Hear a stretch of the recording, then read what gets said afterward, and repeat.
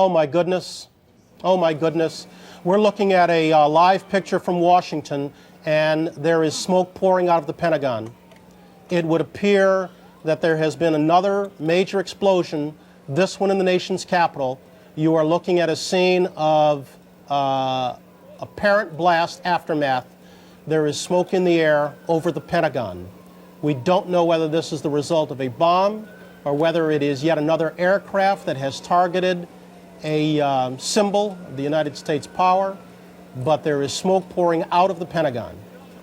This is coming at 9:43 Eastern Time. The president right now is on his way back from Florida. He had gone there for an educational event. In a brief remarks, he said this was an apparent terrorist attack on our country. We do have a couple of reports, one from AP, one from Reuters, reporting that an American Airlines plane was hijacked, that a United Airlines plane was hijacked, supposedly one of those two planes hijacked out of Boston.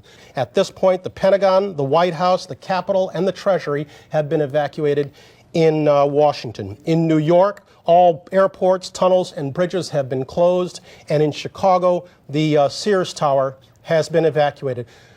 We understand now there has been a secondary explosion on Tower 2. With that, we will leave you and turn it over to Dan Rather. This is CBS News continuing live coverage of the apparent terrorist attacks today here in New York City and in Washington, D.C. It's important to say these things at the very beginning. There is much that is not known about what is happening. The second thing is that the word from almost everybody who's trying to deal with the situation, the word of the day is steady.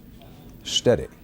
Yes, there have been some terrible things happening, but until and unless we know the facts, it's very difficult to draw many conclusions. But there'll be rumors all day, and we're going to try to separate the rumors from the facts. CBS News veteran correspondent Harold Dow is on the telephone now from a section of the city where these twin towers are in flames and smoke. Harold, if you hear us, come in.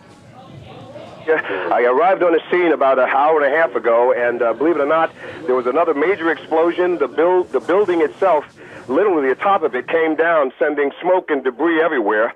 I had to do all I could to run to get away from all the debris. Me and a number of other people here are trapped in the subway here in a shoe store, actually trying to get away from most of the debris.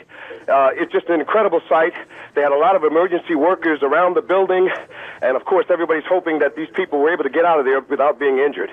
But it is a surreal and devastating scene over here, something like I've never seen before. Harold, exactly where are you in filing this report? Dan, I'm at a subway station. I just ran down the stairs. I didn't even look at it. It's right around the corner from the World Trade Center, and I'm kind of waiting for that smoke and debris to blow away to go back upstairs. But it's just an unbelievable situation here.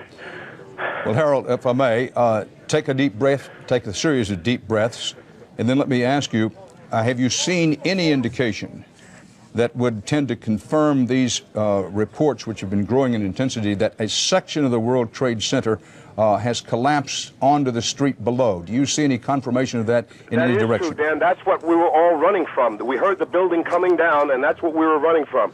Literally, people ran out of their shoes trying to get out of the way of this thing.